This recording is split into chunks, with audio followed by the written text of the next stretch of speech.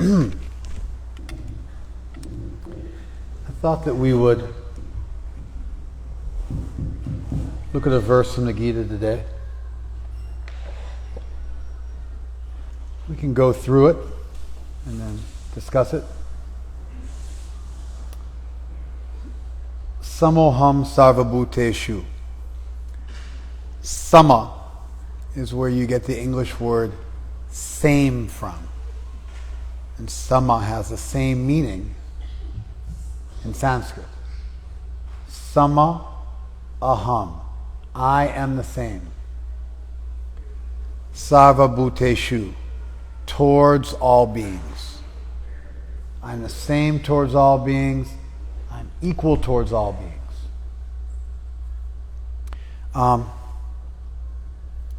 That statement by itself it's impactful. It means something. But it does beg a question. It does create a further question. I want to see if you guys can think of it. Samoham sarvabhuteshu. Literally, same I am to all beings. Sarva means all, bhuta means beings, sarvabhuteshu means towards all beings. I'm the same towards all beings. Close that door for me. This one. Thank you. I'm the same towards all beings. Now that certainly gives some information. Krishna is not partial towards all beings. Rather, Krishna is the same towards all beings. But it does create a question. There is a question. What's the question that statement naturally creates? What about Krishna's devotees? Okay, there's one really natural question, right? Does that mean you're equal towards atheists and theists? That you're equal towards devotees and non-devotees? Let's go with the idea that God's equal towards devotees and non-devotees. Is that good?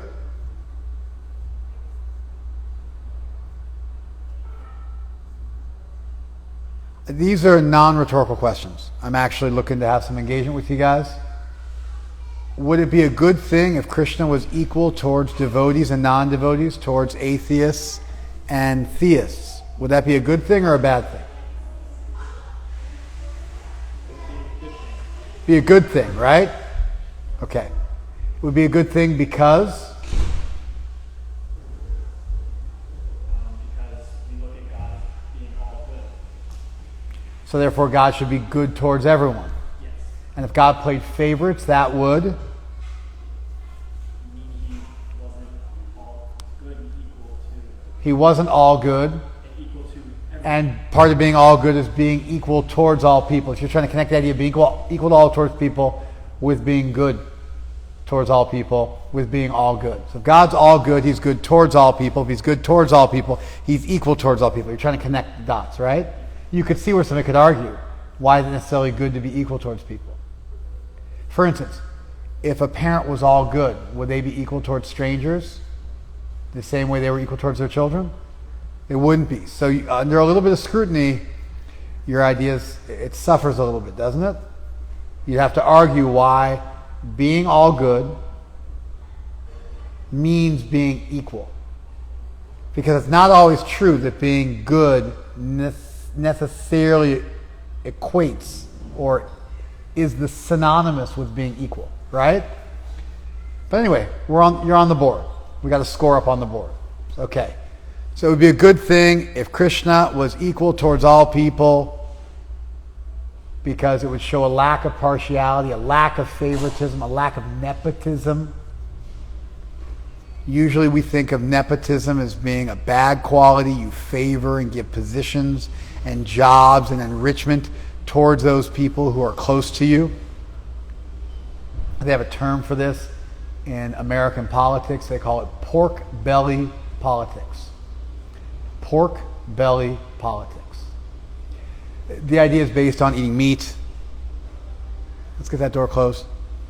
The idea is based on eating meat and the idea that the belly of pork, the fatty part, I guess, of the pig is good, and so you cut off some fat for your friends. Pork belly politics, you give them good things. It's an American colloquialism for what's more generally known as nepotism, or favoring those people who are close to you and ignoring those people who aren't. And it's usually seen as a fault for a politician who's supposed to be representing all the people. That'd be a way to rescue what you were saying a little bit. Because we're all Krishna as children. Did you close that door all the way or just close it most of the way? Double check.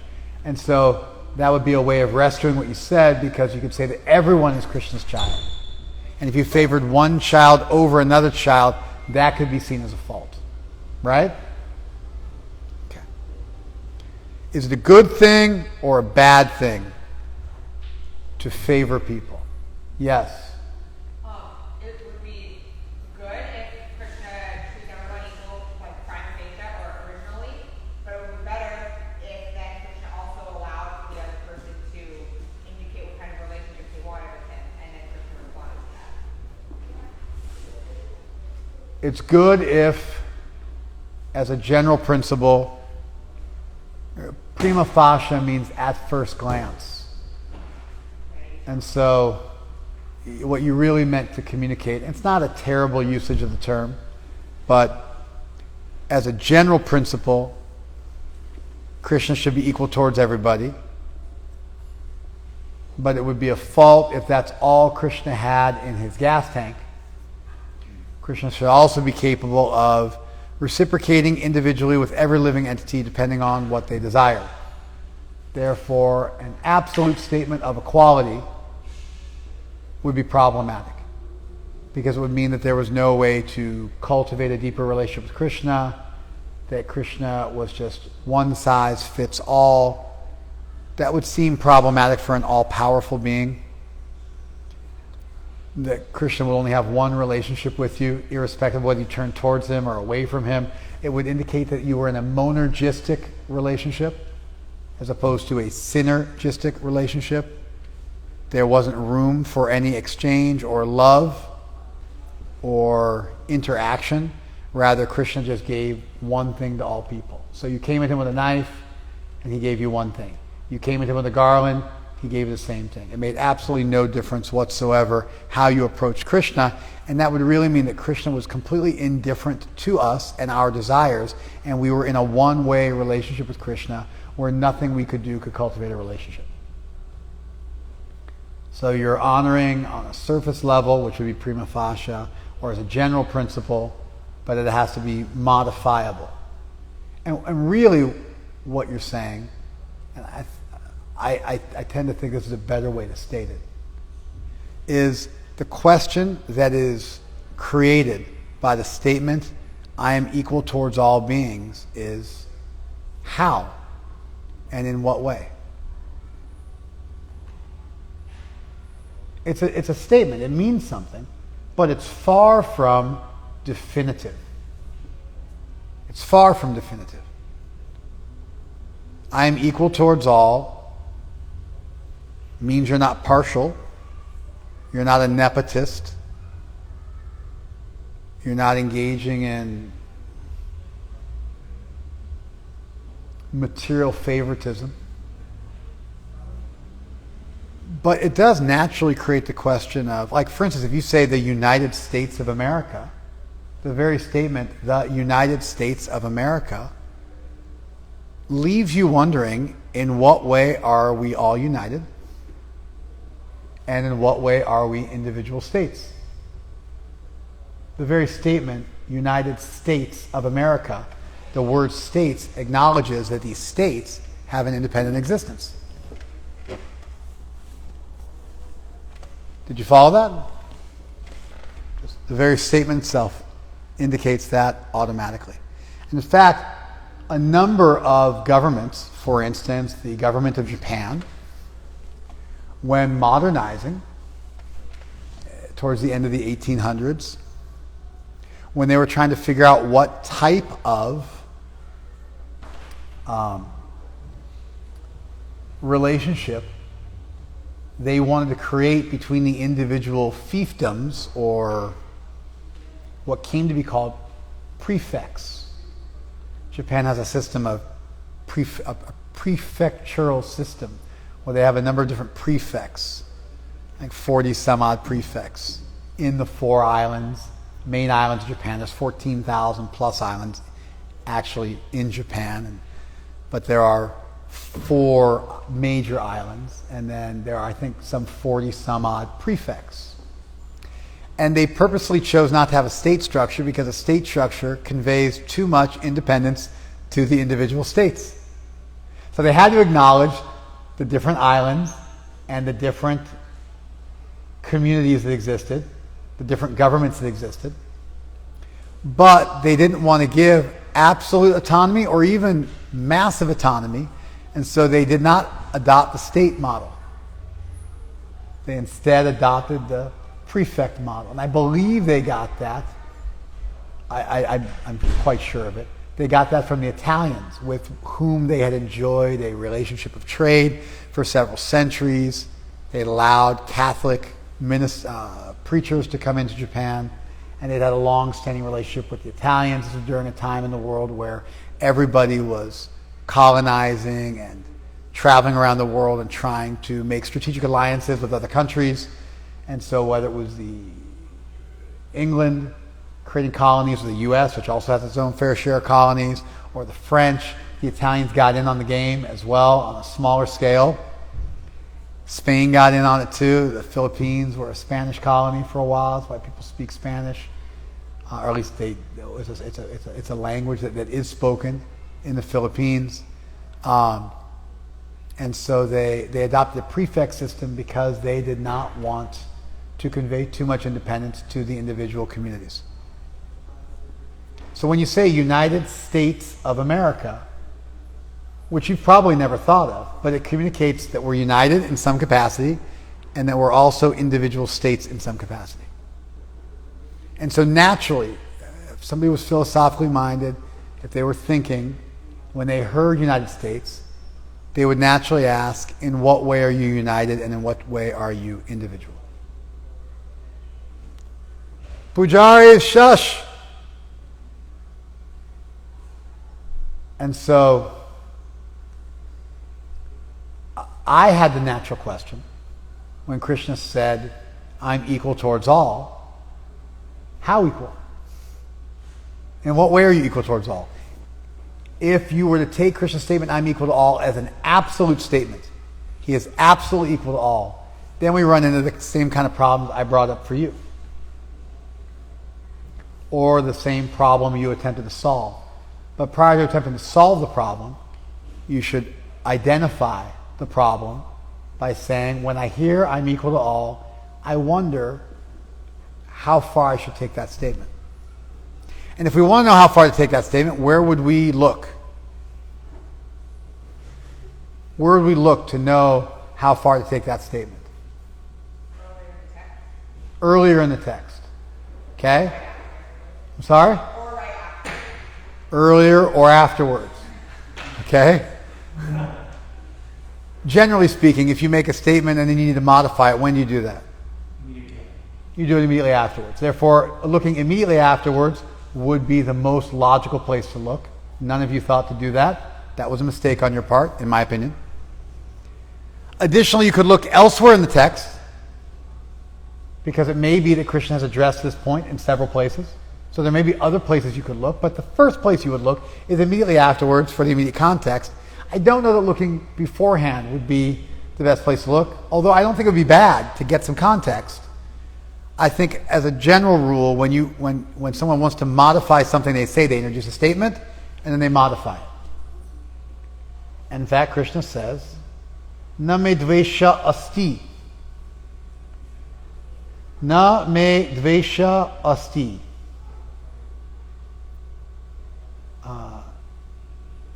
No one is hated by me. No one is despised by me. Na, not, me, of me, dvesha, hated. Literally, dvish means to disparage or to speak ill of. but it also means to hate. And so na me dvesha. No one of me hated asti. There is no one who is hated by me. Na priyaha. And no one who is favored by me. And so these terms, dvesha and priya, are meant to be contrasting terms.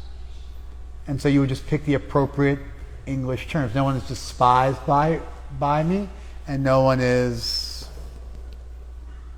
what? Especially beloved by me.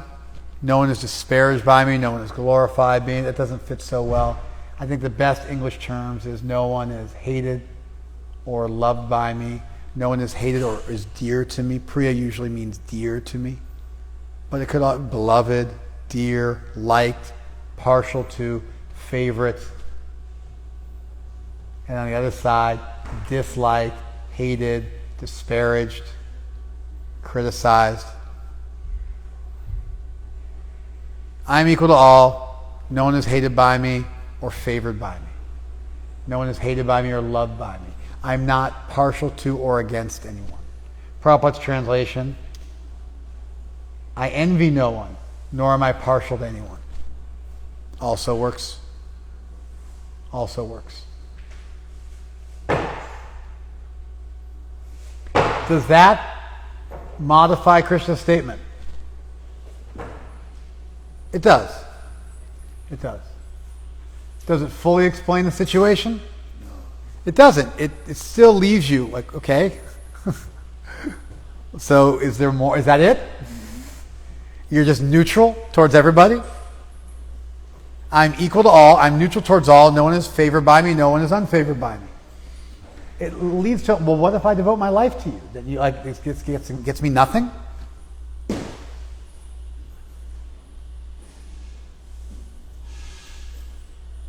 And so the question is still there. What should we do, given that we still have a question? We should probably keep reading. We're only halfway through the verse. That's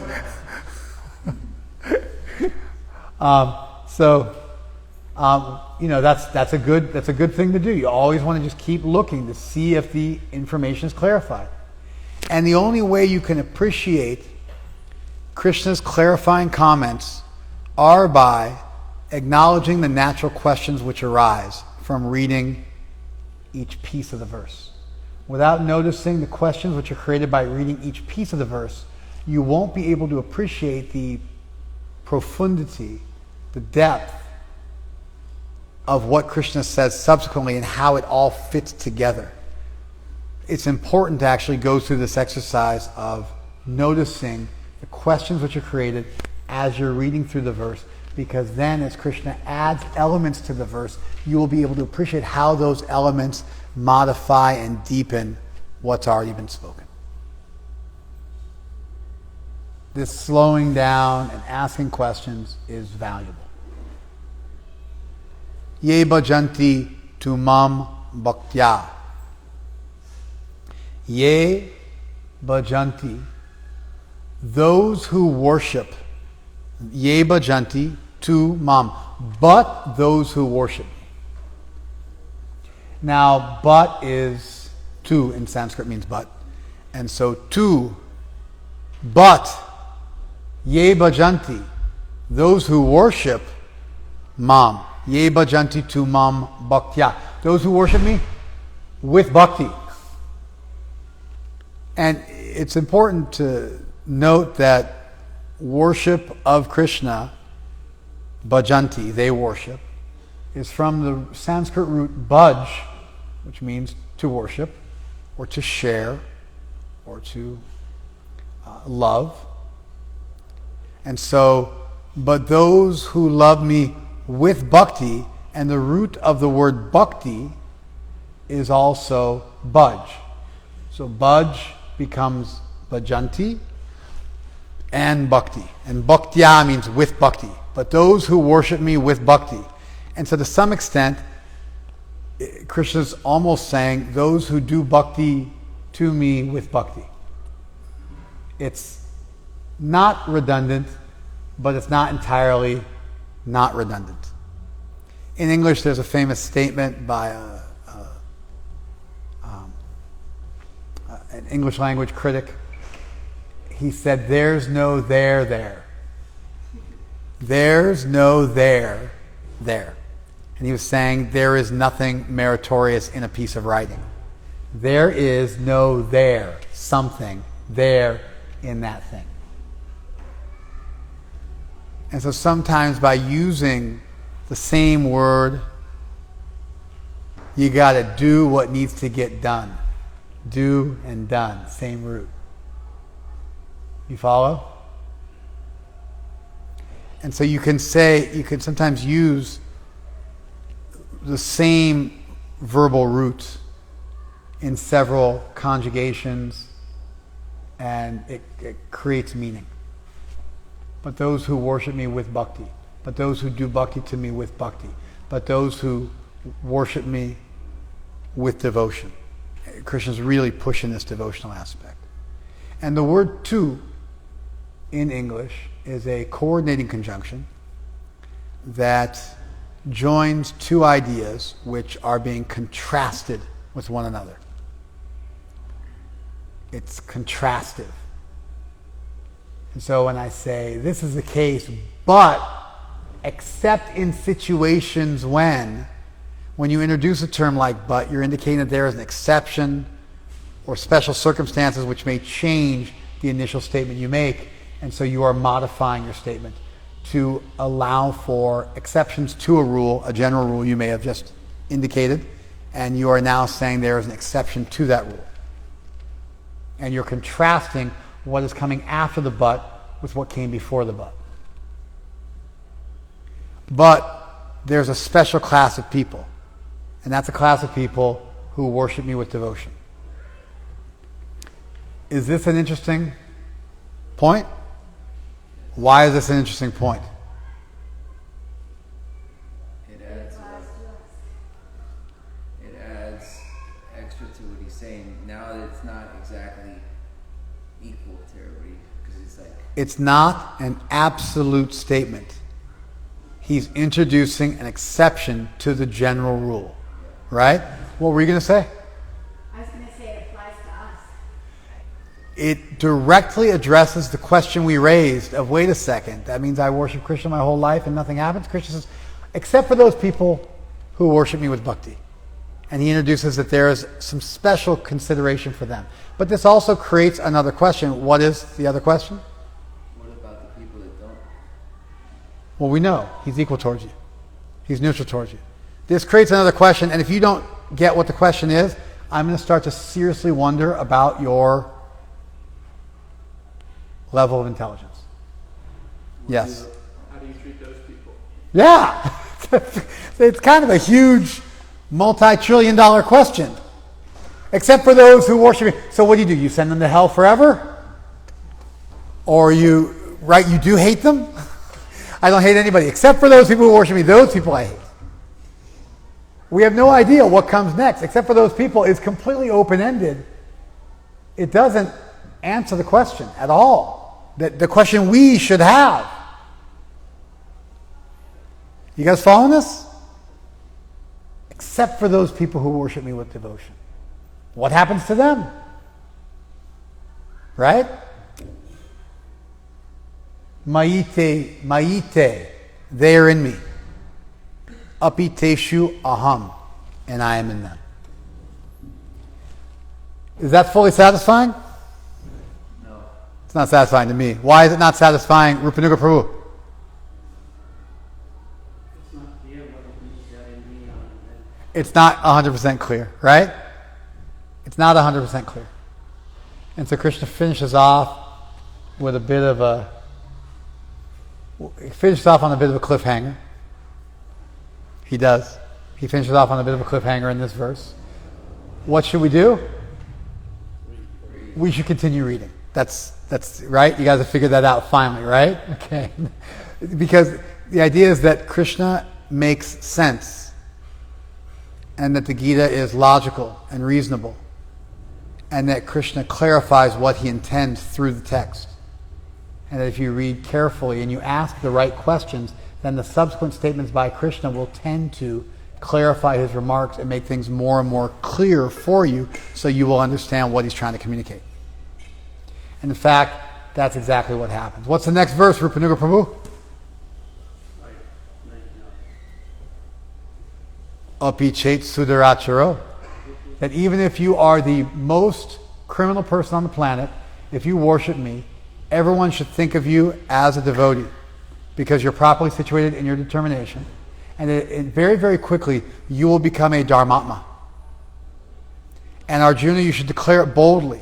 I promise that my devotees will never be destroyed. That's the subsequent two statements.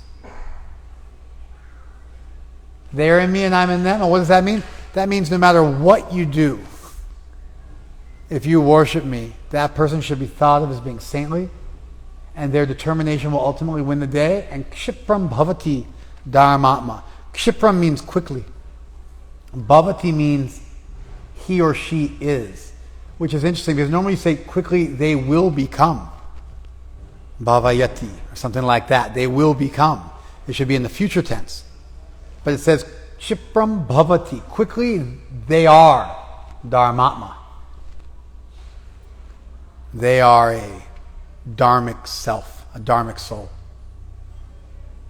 And eventually, he says, Krishna promises, Pratijanihi name bhakta pranashati, that my devotee will declare it, say it, that my devotee will never perish, never be destroyed. So, does that clarify what Krishna means when he says, they are in me and I'm in them? Certainly it does. Does that leave any questions? It does not. Krishna makes some pretty absolute, almost you could say hyperbolic statements about the nature of devotion and its curative, therapeutic, prophylactic effects on an individual soul. That by connecting with him through a relationship of bhakti, that the result is that quickly, whatever ails you. How quickly? So much so that I'm going to say what happens in the present tense as if not a single moment has passed. You follow? I'm going to say it in the present tense so that you understand it happens so quickly. It's like that. Practically, there's no lag.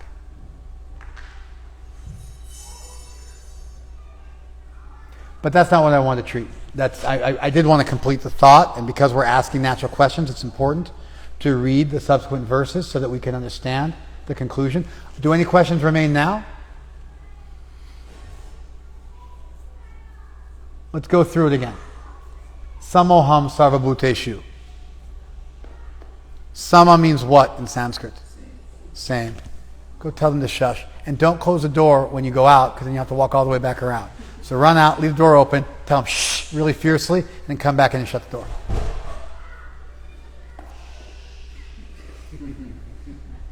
See?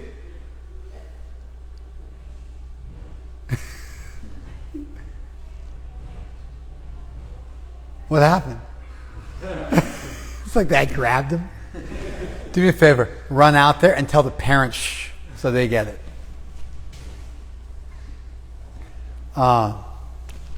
Sama. What does sama mean in Sanskrit? What word do we have in English which has the same root? Same. The word same is cognate to and derivative of the word Sanskrit word sama. Samoham. I am equal. Sarvabhuteshu, towards all beings. Na me dvesha asti. There is no one who is hated, na priyaha, or favored by me. Ye bhajanti tumam bhaktya, but those who do bhakti to me with bhakti. Te mai, they are in me. Api, and even teshu aham, I am in them. Api means and even. It's kind of creates that exclamatory effect. And even I'm in them. And this is significant. We're going to get slightly philosophical here. But before we do that, I just want to recap. I'm equal to all. In what way are you equal to all? In what way? I don't favor or hate anyone. Okay, that's good as a boilerplate understanding of the deity, but that would also mean that if you devote your life to Krishna, it would afford you no special treatment or no special relationship, and you end up with an automaton or a robot for a deity. Really a deity who's incapable of reciprocation and relationship, and you wind up in a monergistic universe where God is the only actor and what we do has no actual consequence. And of course, the very nature of love is that you affect the person that you love. Love creates vulnerability. To say, I love you and I don't care what happens to you. It's just, what kind of love is that? It's an extremely remote love, if love at all. The very nature of love, it's relational. It requires empathy and compassion and feeling for another. That requires relativity. You have to be able to feel where the other person's coming from and be responsive to the other person. And if Krishna had one boilerplate way of dealing with the whole world, that would indicate there was nothing you could do that would make any difference. And now we live in a deterministic world where our actions are of no consequence, and everything which happens in the world, including all suffering and all bad things, become God's fault. So there's some pretty heavy ramifications of a deity that's completely aloof from what goes on in the material world. It means that everything we do has no consequence. Name dvesha astina priya. So now you're still wondering, well, okay, but is there any exception to the rule? And Krishna says, yes, two, but indicating a contrast. Ye bhajanti mam bhaktya, but those who worship me with devotion, te mai, they're in me. What else is in Krishna? What else is within Krishna? What else exists within Krishna? Rupanuga Prabhu. What else exists within Krishna? Were you spacing out? Not spacing out, I kind of question everything comes from him, so everything exists in him. Does Krishna ever say everything is within me?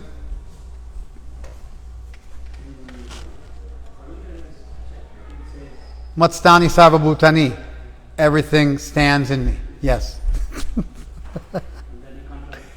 And he says, right? He says, Matstani sarvabhutani, right? And then he also says, Natcha matstani sarvabhutani. Everything also is not in me, right? Krishna also says, Te mai nateshu aham. They are in me, but I am not in them. In the 7th chapter. And then again in the 9th chapter. So this language, I remember I mentioned we can look for other places in the Gita where similar language is used. They do this. It's called a concordance. A concordance is a pretty serious academic work where they will go through a big text and they will find every usage of a term in that text, along with its declension if it's a noun, along with its conjugation if it's a verb. And they will have a list of every single place in a book where a word is used, along with its context, so you can understand how that book treats a given word. They're making now a concordance of the Gita. Biblical concordances have existed for centuries. You do it with any really important text. I'm sure they have concordances, mainly for religious texts, but I'm sure they have them for Shakespeare as well. When people really want to study a text and really understand how language is used in a given text, you'll consult a concordance. It's super easy to do now because of computers, but it used to be that it would take scholars decades, if not longer, to prepare a concordance. I believe the biblical concordance might have taken the better part of a century. Because they had to go through every single usage of a word and then double check their work, and it was no joke. So when you're looking at a language, they are in me and I'm in them, it does solve the problem that Krishna is this unfeeling sort of monster. But it doesn't solve the problem of how exactly does being devoted change the nature of your relationship with Krishna. It doesn't solve that problem. Right? It leaves you wondering. Does anyone have a blue Honda SUV parked outside here? Blue Honda SUV. Police are coming to go get a ticket. You're going to get a ticket. Blue. Does anybody have a blue car? Raise your hand. No blue cars. Thanks for checking, son.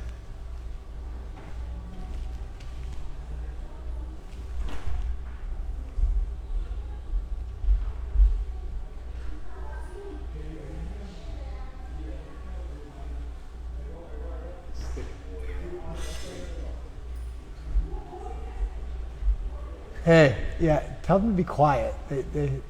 It's a good thing he did, but we don't have to make such a scene about it.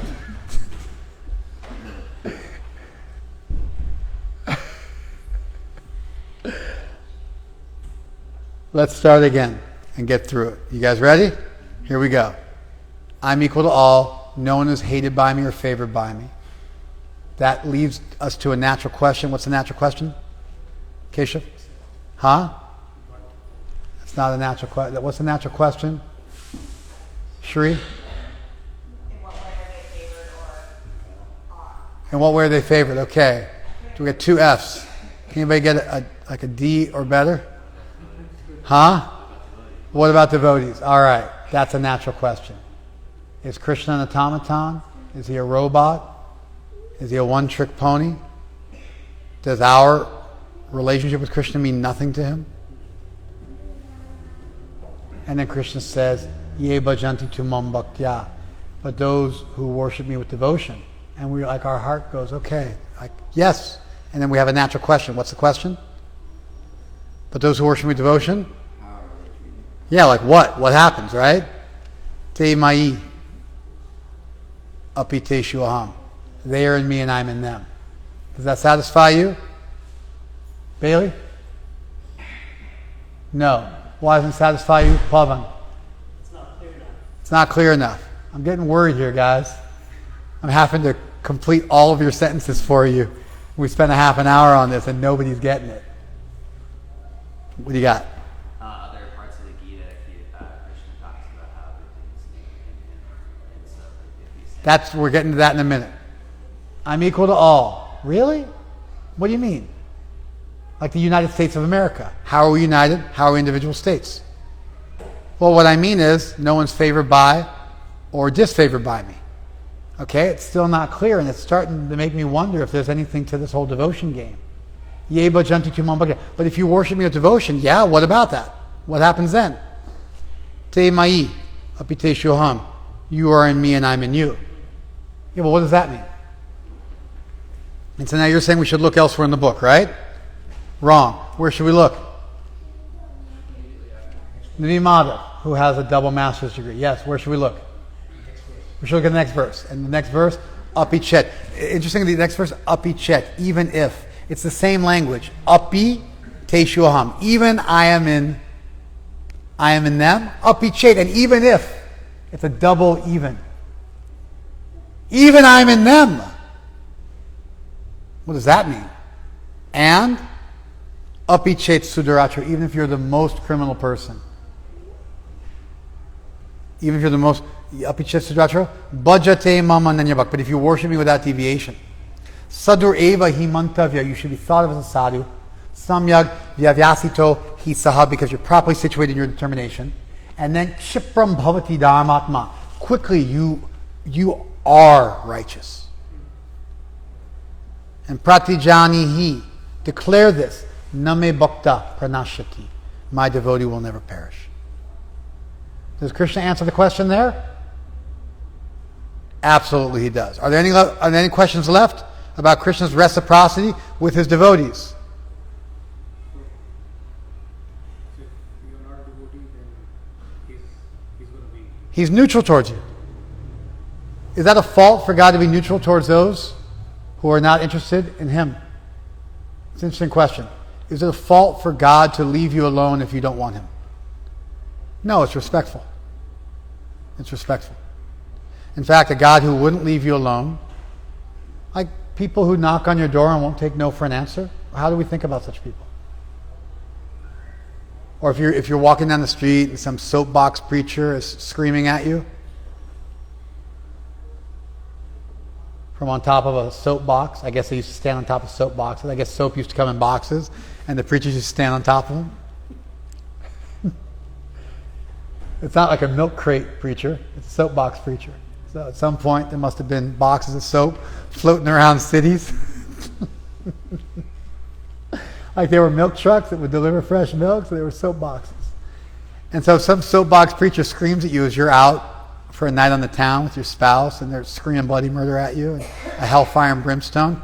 You're bothered by them. They're annoying. So if Krishna pestered you, it would be disturbing. And so a deity who remained neutral towards you, if you didn't want him, it's not a fault. But a deity who gave you nothing if you turned towards him, that would be a problem. Has Krishna resolved that? Absolutely he has. So we've solved the problem. And now we're left with this, Te Mai, they are in me. And they are in me occurs twice else in the Gita, in the 7th and in the 9th chapter, or at least the concept does. Te Mai, literally he says it in the 7th chapter. He says the same thing with different words in the 9th chapter. They are in me, I'm not in them. Now this doctrine, they are in me and I am not in them, there is an English word that's been around since the 1800s that communicates this idea. They are in me, God saying they are in me, but I'm not in them. There's a fancy technical term in Western philosophy. Anybody know the term? Yes. Panentheism. Pan means all, en means in, theos, in God. Panentheism, everything is within God. Contrastable to another philosophical term which is way, way more popular. And that term, and it sounds almost the same. What's that term? Panism. No, it's kind of a strange term, but that's okay. Pantheism. There you go. Pantheism. Panism, I think, is a brand of sneakers. Pantheism, which means all is God. Nature is God. That's a very common term, a pagan term, a pretty standard term, which most people know. Panentheism is a little unique. Panentheism. The founder of Indiana State University coined that term, if I'm not mistaken, in English. Panentheism. I think it had an earlier precursor in German. But that is the doctrine which is presented here. Everything is within me, and I am not in them. And that statement, I am not in them, preserves the transcendence of the deity. If Krishna is merely nature, then Krishna is a wholly immanent deity, a material deity, and the universe collectively, in some Pangea type sense, is the divine. Problem is, the world is subject to time-space constraints, entropy. It's subject to all sorts of deficiencies. Can you please get a chair? Yeah, there you go. We got you covered, Prabhu. Welcome. Good to see you. And so when you start to conceive of the universe as God, you got problems. Lust, anger, greed, temporariness, inadequacies, all sorts of things. Destruction, you got to contend with. And so most traditions want to speak about the deity as being transcendent, beyond this world. Of course, if you have too transcendental of a deity, then you have no connection between this world and that world, between God and the world, and then you need to posit a devil, a Satan, who created this world, because this world is wholly divorced from divinity. And that becomes problematic because this world has nothing of value, and taken to an extreme, people are waiting for a flood, they're waiting for a fire, they're waiting for an apocalypse, they're waiting for an end of days, they're committing jihad, they're killing themselves, they're joining millenarian cults, death cults, who start to think the material world is so useless, I can't wait to get out of here, and they can't wait to be martyred, which, and if you study the history of religion, you'll find that people all over the world, for all of recorded history, have been reaching this conclusion. It's kind of a theistic nihilism, where this world is not in any way connected to divinity, and therefore I need to get out of here as quickly as possible, and I want to martyr myself. And so too transcendent of a deity is a problem, too immanent of a deity is a problem, and right in between is the sweet spot. And they just came up with this a couple of centuries ago in the U.S., panentheism. This idea has been around for thousands upon thousands of years, starting from the Upanishads, and the Gita certainly contains this teaching. And so when Krishna says, they are in me, I am not in them, he's preserving his transcendence, and he's also acknowledging his immanence. You are in me, but I'm not in you. And he, in fact, gives an example, how air is contained within space, but air does not contaminate space. And if air, oxygen, or atoms are removed from space, and a vacuum is created, the space remains the same. And so space exists as an accommodating principle which does not intimately mix with those things which are contained within it. This might seem a little abstract, although it's a fairly reasonable idea. It's not too difficult to grasp. But an even easier idea to grasp is that when you flush water down your toilet, when you mix it with feces and urine, and you flush it down your toilet, and it goes to a distillation plant where it is treated, and it's distilled, and it's boiled, and then that condensation is collected, that water again becomes potable, because even if you were to mix water with anything, mud, or even things more grotesque than mud, on a molecular level, that water is not contaminated. And therefore you can still separate the water from the mud, and the water can again become drinkable. And in fact, that's what happens when seawater is evaporated by clouds and transported and rained down as the contaminants are removed by evaporation. They get reintroduced because our atmosphere is filled with contaminants. That's a problem, but you get the idea. The analogy still holds. So, Krishna is communicating that he exists as the substrate of the world, as the accommodating principle of the world, as the support of the world. But the inadequacies of the world do not taint him. And that's a good doctrine. It's the best of transcendence and the best of immanence. That's a powerful theological idea. That's Krishna's teaching in the Gita. However, that teaching is suspended in this verse, because Krishna says, they are in me, which he said in several other places. And then he says, api, and even, teshu aham, I am in you. Previously he said, not teshvaham, I am not in you. And here he says, api teshvaham, and even I am in you. And to appreciate the profoundness of this idea, I would like to turn to Srila Prabhupada's purport, his explanatory notes here, the last paragraph of his explanatory notes. The example is often given that the Lord is like a desire tree. What's a desire tree, Pavan? Place where you can fulfill all your desires. A tree that gives anything you might want. Gives diamonds as fruits, anything you might want. A desire tree. The Lord is like a desire tree, and whatever one wants from this desire tree, the Lord supplies. That is perfectly consistent with this verse. I'm equal to all. I'm neutral to everybody. No one is favored by me or disliked by me. But if you turn towards me, then your action of turning towards me creates a more intimate bond between the two of us. I'm still neutral to all. I'm just being responsive.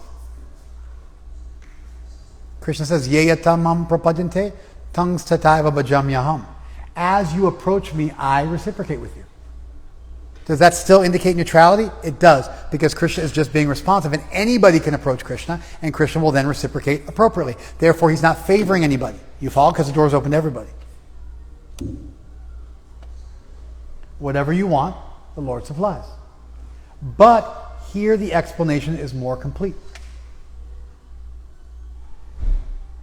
But the thing is, what's said here appears to go perfectly with what the verse says, which is that however you approach me, I'll give you what you want. That would appear to be a purport to this verse. But Prabhupada says here the explanation is more complete, meaning there's something else going on here that Prabhupada is seeing. The Lord is here stated to be partial to the devotees. Does Krishna say I'm partial to the devotees here? No, he does not. In fact, he says, I'm impartial. Na me dvesha asti na priyaha. I don't favor or dislike anybody. It's very, very clear. Does Krishna ever say, actually, I favor the devotees? He does not. He does say, but, indicating there is an exception to that rule. And he does say, api, even. I'm in them. The Lord is here stated to be partial to the devotees. Prabhupada is noticing in the contrast and conjunction and this exclamatory remark, even, something is being hinted at. This is a manifestation of the Lord's special mercy to the devotees. The Lord's reciprocation with the devotees should not be considered to be under the law of karma, that you merely approach Krishna and he reciprocates with you. Rather, it belongs to the transcendental situation in which the Lord and his devotees function. Devotional service to the Lord is not an activity of this material world. Bhakti is not of this world. Bhakti is transcendental. Bhakti is Krishna's heart. You can participate in bhakti. You can allow yourself to be affected by bhakti. But bhakti is actually not of this world. It's transcendental. As such, the normal laws of karma no longer apply, and you have a loving relationship with Krishna.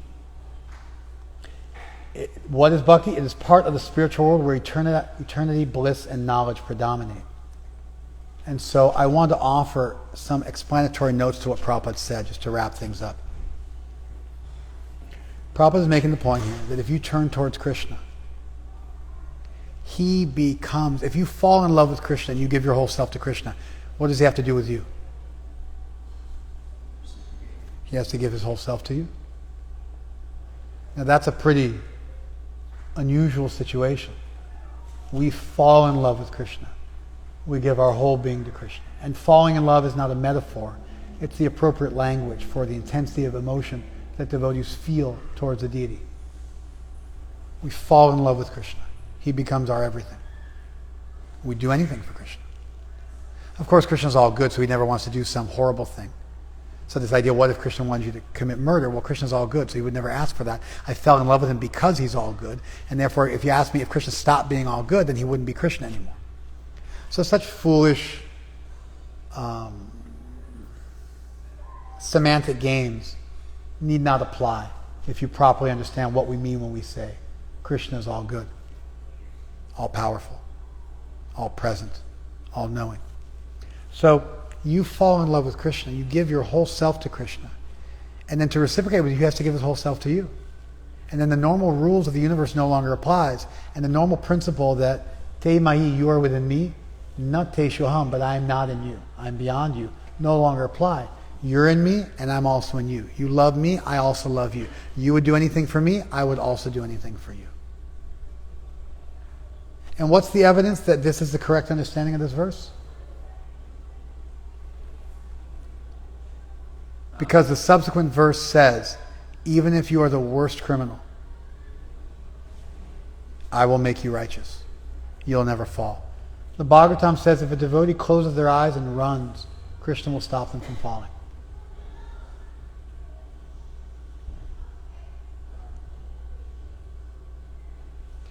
Would an all-good God be available to an individual soul like that? Yes. Would an all-powerful God be able to be simultaneously available to every single soul in the world in that intimate relationship? Yes, also. These are the ramifications of properly understanding an all-good and all-powerful God. And the subsequent verses do bear this out, that Prabhupada's read of the verse is correct. But even within the verse itself, you see some small hallmarks. The usage of the contrasting conjunction to, but, indicating there's some exceptional thing being stated. And the usage of the word api, even I am in them, which goes against the cosmological and ontological framework Krishna has set up consistently throughout the rest of the Gita.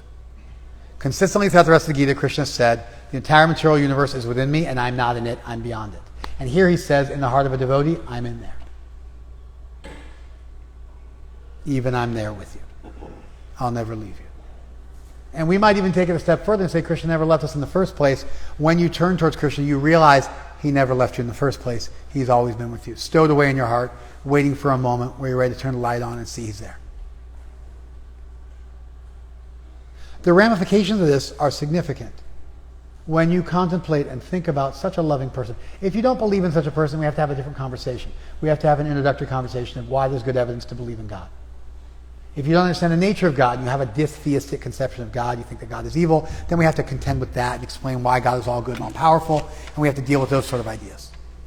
Once you understand that God exists and that God's all good and all powerful, and you begin to think deeply about subject matters like this, it has the power to change your life. If you really understand that Krishna exists, that Krishna really loves you, that he's available for the price of a song, that he wants nothing more than to give you everything, that everything is so much more than what you might think is valuable in this material world, that he never left you, that he loves you impossibly so, that he's always available. If you contemplate these things with an open heart, having faith that God exists, having faith in all good and all powerful God, and you do the thought experiment we just did, there will be a reaction to that. There will be a consequence of that thought experiment. What is that consequence that will naturally occur if you understand God exists and understand that God's all good and all powerful, and you contemplate this thought experiment that we just did, and you think about the meaning of these verses? What will naturally happen as a consequence, Rupanuga Prabhu? You'll give your life to Krishna. And you'll give up all other pursuits. And this will become who you are and what you do. This idea is dangerous. It's powerful. It's transformative. It's metamorphic. It's the biggest idea in the universe. That the creator of everything is your best friend, loves you impossibly so, is just waiting for you to just turn your head in the right direction and look at him. He's always been there, never left you. In response, what is one lifetime? How is it not the best usage of my time and the most meritorious thing I could do and the best? What else even is in the same universe in terms of things you could give your life to?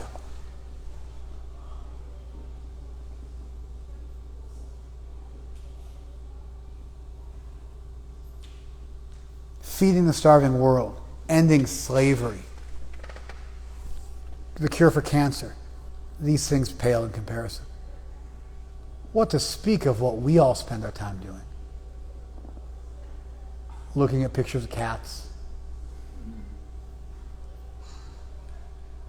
numbing our brain, binge watching our favorite TV show, working for money. These things they can never be more than your day job. They can never be your heart. This is the kind of thing that once you see it, you never live in the same world again. You know that the mirage is a mirage. You know that the oasis is real. And you can never run with gusto towards the mirage anymore because you know it's a mirage and you know the oasis is over there. And so the verse requires you got to look at it carefully. Prabhupada's explanatory notes are incredibly valuable. But I'm presenting that this is what we should be doing with our time, is looking at verses like this, thinking about them, contemplating them, and letting them affect us. Let's do a little kirtan. Thank you very much. Hare Krishna.